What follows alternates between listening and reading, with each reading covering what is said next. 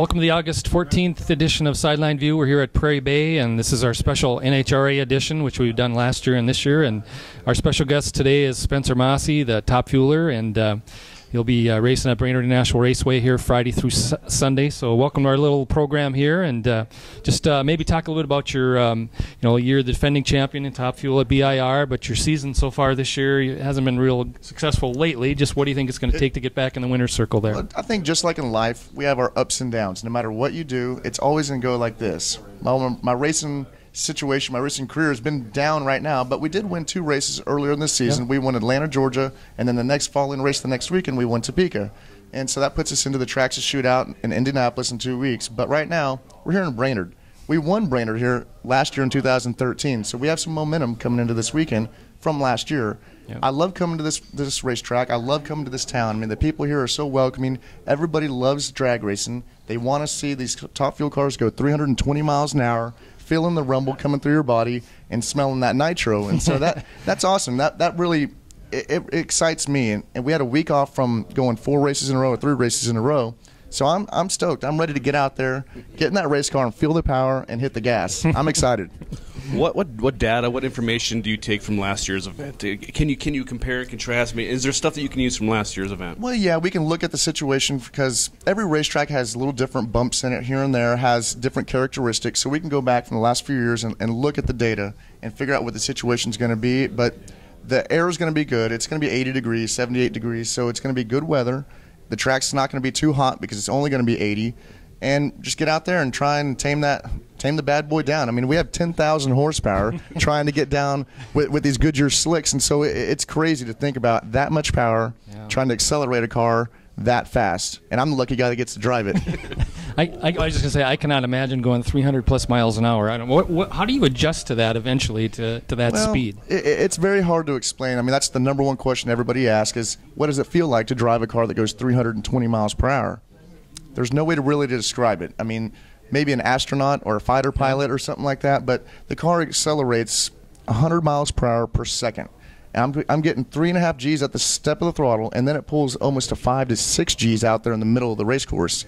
And then it's negative 5 G's whenever I hit the parachutes because we got to stop these bad boys. So it's crazy to describe, but there's no way to really describe to you how to feel it. Maybe I can strap you to the side of the car or something and take a ride with me, but it's crazy. And I've watched people do this since I was a little kid, and I said that's what I want to do. I want to drive a top fuel car. I want to see and feel what it feels like. Now I'm getting to live my dream, and I'm loving it.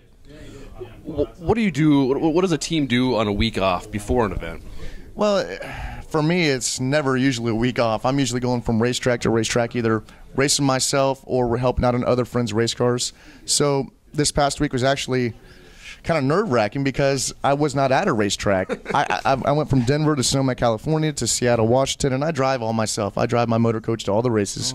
So I ended up coming over to Fargo or Perham, the town just up the road here, and doing a car show last Sunday at the local church there, and had a great festivity. And there was actually a good burnout contest. I watched a 4-wheel drive Ford do a 4-wheel drive burnout. Like, it was awesome. So, I mean, you find stuff to do, but more than anything, I've just been antsy. I've been ready to get in that race car, ready to get strapped in, ready to make some more runs down the racetrack.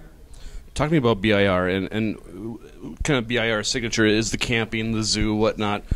What have you seen from the fans as far as what they create to drive? Because I know it's crazy, and they come up with some crazy concoctions. What's kind of been the thing that caught your eye as to, well, that's pretty ingenious? Well, I believe last year the one that won the contest was a limo, and I believe it's from here in town, just right down the road, and has the big top fuel wing on the back, has a scoop on the hood, and they have it all opened up, and they were fun. You could tell they put their heart into it. They had a good time doing it. But there's just so many crazy things that you see out there. It makes this place so much different than any other race that you can go to. Anybody asks you, what's your favorite race to go to and have a good time? I say, wait, are we talking about driving race cars, or are we talking about having a good time?